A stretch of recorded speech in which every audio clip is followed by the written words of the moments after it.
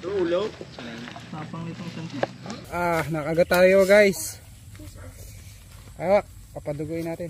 Habang inuugasan po natin guys, nakagat po tayo. Kasi mo kasi binaba yung planta. Ayan. Yan po yung dalawang ano niya.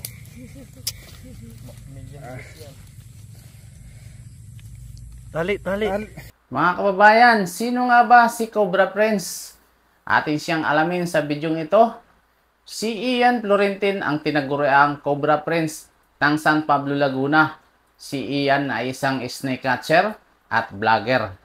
15 years na siyang nanghuhuli ng ahas. Magandang araw guys, nandito tayo sa Batangas. Anong ganap po ng mga ahas dito? Ako diyan ho nakapatay ng ahas. Cobra ho yung. Mag-like at mag-subscribe dito po lamang sa ating munting YouTube channel, Tito Nobs Vlog. 15 years nang nanghuhuli ng mga ahas si Ian Florentin, kaya naman siya binansagang Cobra Prince ng San Pablo City. Kumaya. Ay, terbo. Laki nito. Namana ni Ian ang hilig sa mga ahas at reptile sa kanyang amang si Raymond Florentin, ang tinaguriang Cobra King sa kanilang lugar. Ay, dalawa. Maliit yung isa. Pinakain na eh.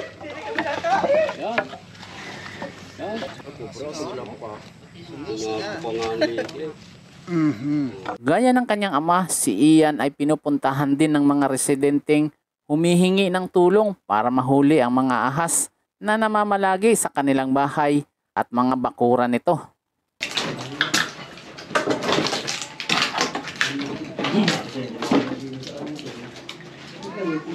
Guys, maliit, mas malaki yung isa.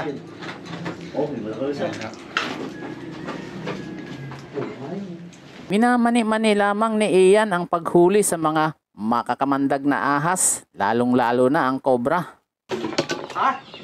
Isa ba? Yan. Na-attract sa amoy ng manok, kaya nandito siya sa manukan ni Kuya. Yeah. Malakas siya, no? Laki nito. Yan po, guys. Pero aminado si Ian na hindi biro at napakadelikado ang ganitong trabaho. Dahil kunting pagkakamali lamang ay maaaring malagay sa peligro ang kanyang buhay. Ito po ang tinatawag nating Philippine Cobra. Ito po Philippine Cobra, yung ganito kalaki, kaya nang pumatay ng 2 tao. So kung may makagat po sa inyong ng cobra, magpatakbo na kagad sa ospital. May mga pagkakataon nga raw na natutuklaw siya ng ahas. Buti na lamang daw at wala itong kamandag. Gaya nga ng sa nangyaring ito. Guys, tama tayo sa nakagat tayo guys. Hawak, papaduguin natin. Baka may dalang bakterya yung ano niya. Habang inuugasan po natin guys, nakagat po tayo. Pero bukod sa panghuhuli ng ahas, hangad din ni Ian na ma-educate ang mga tao pagdating sa mga ahas. Ayan, pag tuon natin sa kanya, inaapakan din natin siya guys, kung lagi yung napupuna. Kasi may ikot siya sa kamay natin. Kaya tinutuunan natin pero hindi naman siya kadiinan. Ayan. So, Kung kinatatakutan daw ang ahas, higit na kinatatakutan ng mga ahas ang mga tao. kaya natin pinapahawak sa kanila guys para mabawasan yung takot nila at hindi na sila masyado magulat. Kung makaka-encounter sila ng cobra. Ayan, napakalaki po. Pero ako nangawain ng ganyan Ayan ha. Kinakain pala dito yung Saan ka sa cobra. Tayabas? Oo, ako nakapangalan yan. Kasi po kapag kain kayo ng wildlife, so hindi natin alam kung ano yung nasa katawan nila. Meron silang dalang sakit. Ayon kay Ian, 9 na taong gulang pa lamang siya nang siya ay nagsimulang manghuli ng ahas. Ayan na.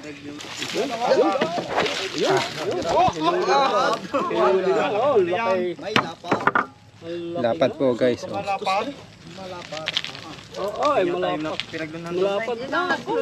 Sa morang edad, na-expose na si Ian sa mga ahas dahil sa mga nahuhuli at inaalagaan ng kanyang ama. Ayon sa kanya, kinalakihan niya na ang pagkahilig sa mga ahas dahil na rin sa kanyang ama na nag-aalaga ng mga ahas. Binuksan mo yung cage ng Burmese python.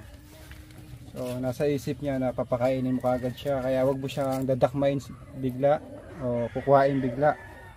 So nasasanay kasi siya na kada bubuksan yung cage, aabutan ng pagkain, Nanununggabag. kakagatin ka niya kasi mapagkakamalan niyang pagkain yung kamay mo. Dagdag pa niya, sumubok siyang manghuli ng ahas nung siya ay 9 na taong gulang pa lamang. Pero ang hinuhuli niya ay walang mga kamandag na ahas.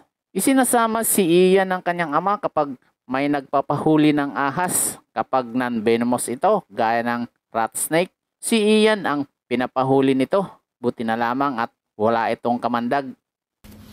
Walang kamandag dun sa pero yung panlaban niya ay panglingkes. Nang magkaedad na si Ian, pinayagan na siya ng kanyang ama na manghuli ng mga makakamandag na ahas.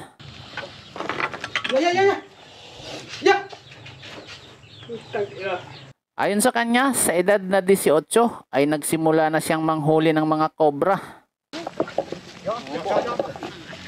Yan ho. Ang kubra, 3. Philippine cobra. Kalapag. Ulo. Pero hindi lamang si Ian at ang kanyang ama ang snake catcher sa kanilang pamilya. Kabilang na nga dito ang iba pa niyang mga kapatid. Ito, pwede po ito?